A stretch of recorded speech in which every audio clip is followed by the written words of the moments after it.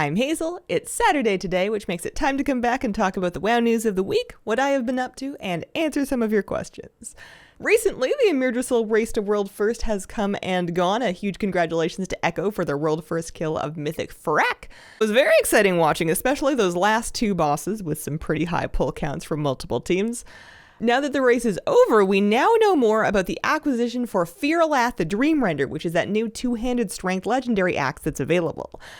So the item drops from Fyr'alath, much like the Evoker legendary drop from Zaralek last patch. But unlike Zaralek last patch, we have some details on bad luck protection that is going to be in effect from the very beginning.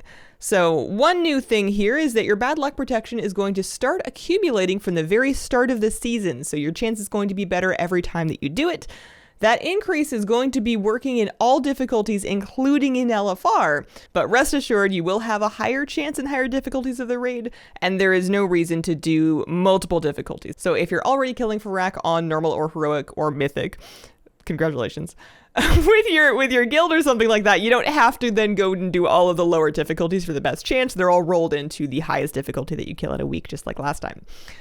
Once you have the axe, we now know that you'll need to do a quest line involving a highly valuable material shopping list. At launch, it was close to 1 million in value. I think it's coming down as prices calm down. There's that. There is a big super bloom grind. You need a bunch of currency that you can only get from super bloom, so you got to do a ton of those. And then the cooperation of a leather worker, an enchanter, and a scribe. Another piece of news from lately, Blizzard somewhat recently made a change to the Zaralek Caverns rares to add a despawn timer, so if nobody is around them for 15 minutes, they'll actually go away. This was met with some amount of dismay, and Blizzard has put out another post giving more justification for why they've done that and just more details in general. They stated that they want to help focus the players in the zone towards fewer active rares so they can get a proper, quote, murder ball going to kill them, as well as looking at technical solutions to populate the Zaralek Cavern zone more so you have more people around that might be able to help you kill it. This is understandable, but it missed the mark with a lot of people that just wanted them to nerf the health, or just nerf the rares in general, because it's not even current content anymore. And especially in contrast to how good the Emerald Dream rares feel to fight and that you can do it. What many people wanted for them was to just be nerfed to the point of soloing so that people can get on with farming their cosmetics and other things they might need from them. Not so much for them to go away so that it's harder to farm the cosmetics and things that you might need for them.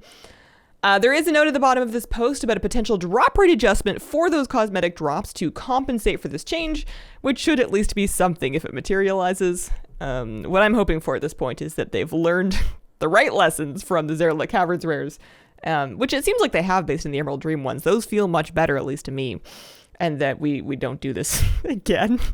Other things from this week, the December trading post is now up and available. Items for sale include more class weapon and armor kits, as well as a red fox mount, a little Wintervale themed deer pet, and a candy cane one-handed sword. The Fill the Bar reward this month is to get Buttercup, the baby moose pet.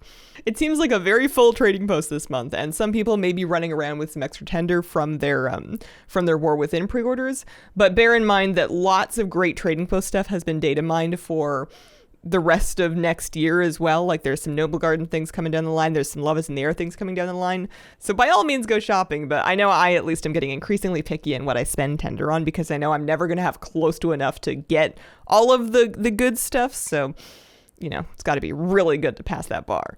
And then for what I've been up to lately, my apologies for the missed video last week. There was not one, but we're back now.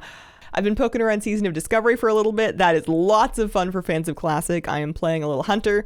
I've named her Birch because it's a tree name and I couldn't get Aspen. And then after I was running around playing for it for a while, I realized that it could be misread and we're just going to live with that. In retail, I am now 7 of 9 heroic Amirdrassil with my guild. We downed Smolderon just this week. And we also timed our first 20 keys. So I have my first portal of the season. It's a Blackrick Hold.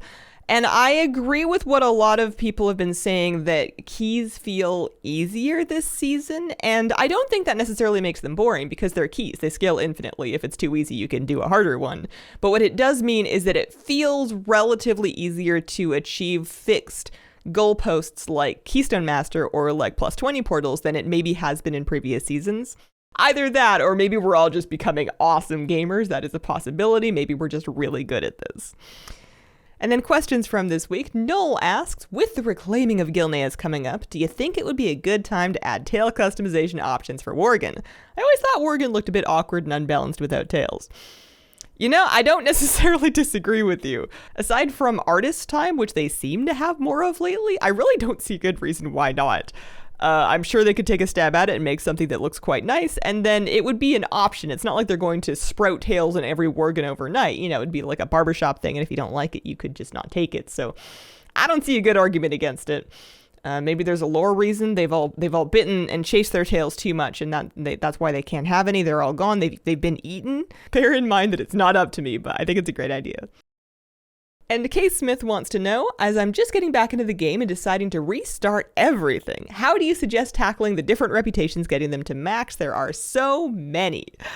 So, at this point in the game, especially if we're talking about older reps than Dragonflight reps, those reps are nice to have, but they're not wildly important for your endgame level. They're mostly a source of like cosmetics and maybe profession stuff, which means that there is no rush that allows you to do the same thing, in my opinion, of picking like one at a time and then just kind of doing that one for a while. Make a project of it. Track the reputation as your experience bar so you can see it in your screen all the time.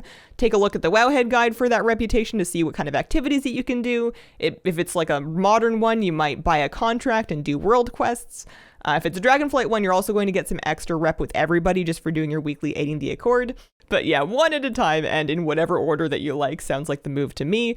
Unless, of course, you pick something that's very daily quest-based, and then maybe you could do a couple of them if you have like a lot of rep farming energy. I think that if it was me, having that feeling of like progress from focusing on one at a time would be necessary to stay engaged in it so I don't just burn out on a bajillion dailies. But it's also not the most efficient thing. I'm sure the most efficient thing to do is do a bajillion dailies. Gotta live your life. And that's been my week. Thank you very much for watching. If you've got any questions for a news video, please pop them in the comments of the most recent one and include the word question to help me find it. I appreciate you guys, and I hope you have a wonderful, wonderful day. Bye.